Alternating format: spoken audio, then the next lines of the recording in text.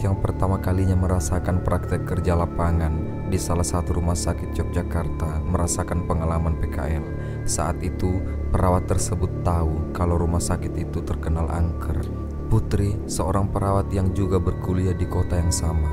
Setelah mempersiapkan semuanya, Putri bersama kakaknya berangkat menuju lokasi PKL. Tak sampai 1 jam, Putri pun tiba di asrama. Singkat cerita, setelah memasuki minggu pertama masa PKL, Putri kebagian shift malam.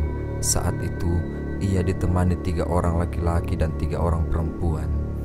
Entah pukul berapa, Putri jaga malam di bagian depan, tepatnya di resepsionis salah satu bangsal bersama 1 orang laki-laki bernama Agus.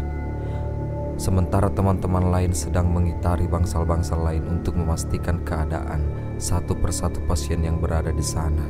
Tiba-tiba, saat suasana kian senyap dan sepi, Agus bertanya kepada Putri, "Put, dengar suara orang ketawa nggak?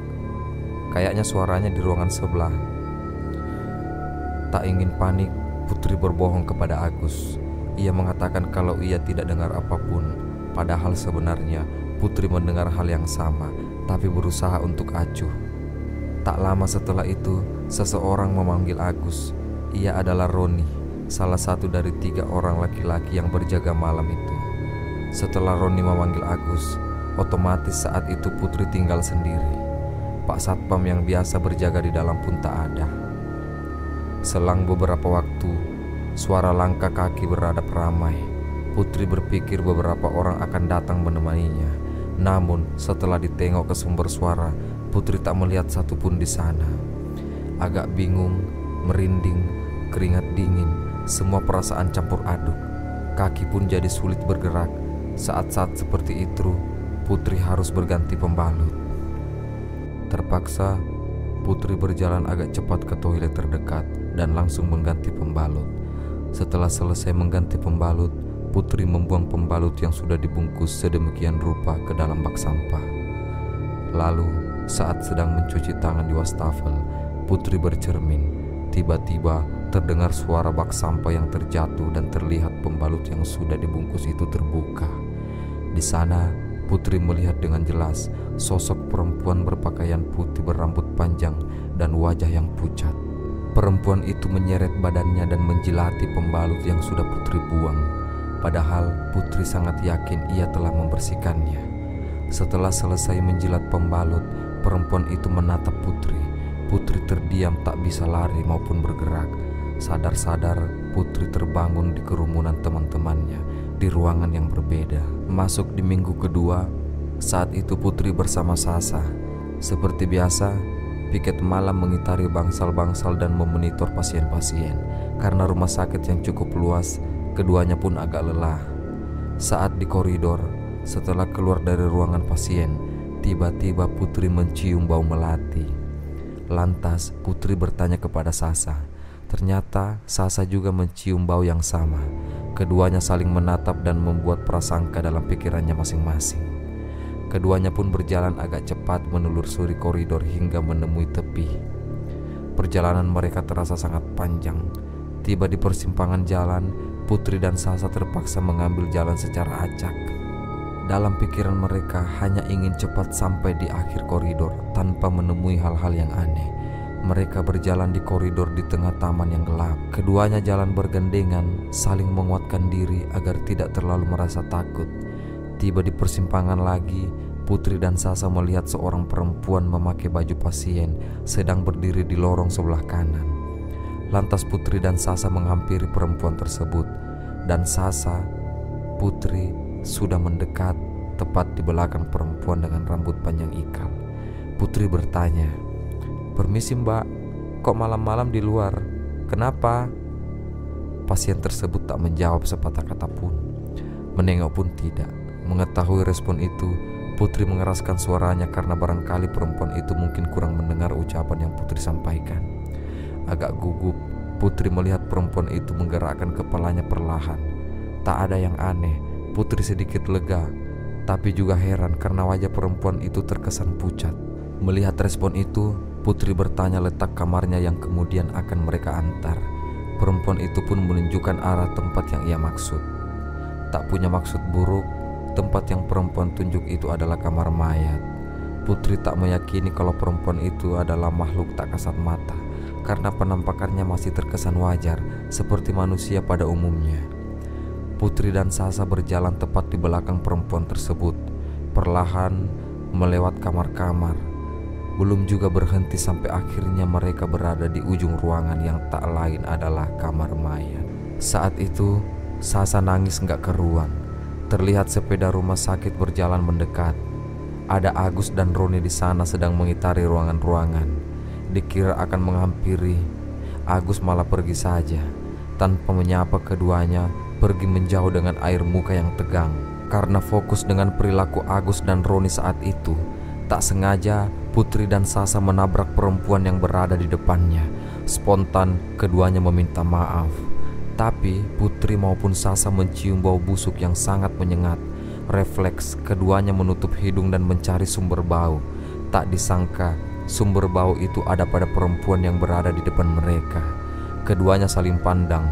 Tak lama terdengar suara tawa yang berasal dari perempuan itu, seakan mengejek karena mengetahui para perawat itu terganggu. Mereka pun mundur perlahan. Saat itu juga perempuan itu menengok ke belakang tanpa memutar badannya. "Astagfirullah," ucap Sasa. Saat itu pula Sasa pingsan. Putri berlari dengan niat mencari pertolongan. Setelah berlari agak jauh, bukannya menerima pertolongan, Putri malah melihat Agus maupun Roni yang juga pingsan di lorong yang saat mengendarai sepeda rumah sakit. Putri berusaha untuk membangunkan keduanya. Untungnya cepat sadarkan diri, lalu menceritakan kejadian yang barusan dialaminya. Karena masih merasa takut, kedua laki-laki itu tak berani ke tempat di mana Sasa masih pingsan dan membutuhkan pertolongan. Akhirnya Putri, Agus, dan Roni meminta tolong ke Pak Satpam, sebut saja Pak Basuki. Beliau satpam senior yang sudah lama bekerja di rumah sakit ini. Dan cerita-cerita tentang hal-hal yang telah dialami oleh Putri, Pak Basuki pun sudah tak asing dengan kehadiran makhluk-makhluk itu. Singkatnya, Pak Basuki membantu menolong Sasa. Agus membopong Sasa dan membawanya ke ruang perawat. Tak lama kemudian, Sasa akhirnya sadar dan dihirupnya minyak kayu putih. Di ruangan perawat, cerita yang dialami Putri menghebohkan seisi ruangan. Sampai menjelang pagi, Putri kembali ke kos-kosan. Putri dan 3 temannya tidak ingin tinggal di asrama karena merasa lebih leluasa dalam beraktivitas. Masuk di minggu ketiga, Putri dan teman-temannya sepakat untuk tidak menceritakan pengalaman mereka sebelum memutuskan kegiatan PKL. Tak sangka setelah akhirnya mereka semua bisa leluasa menceritakan pengalaman mereka selama PKL, banyak hal tak terduga yang ditemui. Cerita dimulai dari Mega. Saat itu, Mega mendapat tugas berjaga bersama Dian. Mega diperbantukan di bagian administrasi, sementara Dian membantu perawat lain di bangsal 1. Sekitar pukul 10 malam, Mega sibuk dengan layar laptop di ruangan. Saat Mega sedang mendata nama-nama pasien, ada seorang perawat yang masuk ruangan dan meminta Mega untuk mengecek nama pasien yang masuk tadi siang. Pasien korban kecelakaan, katanya. Perawat itu pun bercerita kalau kondisi pasien sangat parah. Beberapa tulangnya patah serta darah yang masih keluar dari luka-luka bekas kecelakaan. Sebelum selesai bercerita, perawat tersebut pamit dan pergi ke ruangan pasien untuk mengecekkan rutin. Singkat cerita, sebelum sampai menyelesaikan pekerjaannya, Mega berinisiatif untuk mengistirahatkan matanya yang sudah terlalu lama melihat layar laptop. Mega keluar ruangan mencari suasana baru. Lalu perawat yang tadi ia temui terlihat berjalan di koridor. Mega menghampiri perawat itu dan bertanya terkait pasien yang tadi ia ceritakan kepadanya. "Pasien yang mana, Dek?" Perawat itu malah tambah bingung setelah Mega menceritakan kembali kejadiannya sebelumnya. "Aku malah baru mau ke sana, Dek. Ini Mbak juga lagi mau ambil peralatan di ruangan," katanya. Mega tambah bingung karena perawat yang ia temui sebelumnya mungkin memang bukan perawat yang berada di hadapannya saat ini. Karena penasaran, Mega meminta untuk ikut pergi bersama perawat itu. Mega berjalan di belakangnya hingga sampai di ruangan. Sebelum perawat itu membuka pintu, terlihat sosok perawat keluar dari ruangan tanpa membuka pintu. Ia menembus dinding dengan penampakan yang halus terkesan transparan. Namun sosok itu ternyata tidak terlihat oleh perawat itu. Saking fokusnya melihat sosok itu, Mega melihatnya menengok dan tersenyum. Sontak Mega mengundangkan takbir. Diketahui Ternyata Mega memiliki kelebihan tertentu, sampai-sampai sulit membedakan mana manusia, mana yang bukan manusia. Kejadian lain, Mega bertemu dengan sosok Corin dalam satu pasien. Di suatu hari, setelah keluar dari toilet melewati lorong rumah sakit, siang itu banyak orang lalu lalang. Saking banyaknya orang, ruang-ruang lorong terasa penuh dan sesak, karena bukan hanya manusia saja yang sedang beraktivitas di sana. Ada beberapa sosok berpakaian compang-camping, berbau amis, berbau busuk, tapi karena Mega dapat menghindari diri dari gangguan tersebut, ia tak sampai diganggu oleh makhluk-makhluk itu. Suatu saat, ia melihat seorang pria kepala 4 berdiri di depan ruangan pasien. Karena Mega memiliki firasat kalau itu bukan manusia, Mega hanya berlalu tak peduli. Tapi nyatanya, pria itu mengikuti Mega. Setelah melafalkan doa-doa, Mega sengaja masuk musola, berwudu, dan memakai mukena, lalu berusaha membuka komunikasi dengan pria tersebut. Pria itu bercerita sampai menangis. Saat itu, ia mengalami kecelakaan selepas pulang kerja. Pria tersebut ternyata baru saja membeli mainan untuk anaknya. Sebuah kereta mainan yang hendak diberikan setelah tiba di rumah. Mega terisak. Panjang lebar pria itu melanjutkan ceritanya, sampai akhirnya pria tersebut menitipkan pasien kepada Mega. "Mbak, kalau sampean berkenan dan mau, tolong berikan mainan kereta-keretaan ke anak saya. Saya nggak tega lihat anak saya nangis." Kurang lebih begitu yang Mega fahami. Badan pun terasa lemas karena komunikasi itu. Mega menyanggupi tanpa berharap imbalan. Mega pun melakukan salat 2 rakaat. Setelah selesai sholat, dilihatnya kereta mainan. Mega merasa perlu menuntaskan amanat itu secepatnya. Sampai di depan ruangan pasien, Mega melihat seorang perempuan dan anaknya yang sedang menangis. Beberapa perawat menunggu di sana, sedangkan Mega menunggu di luar.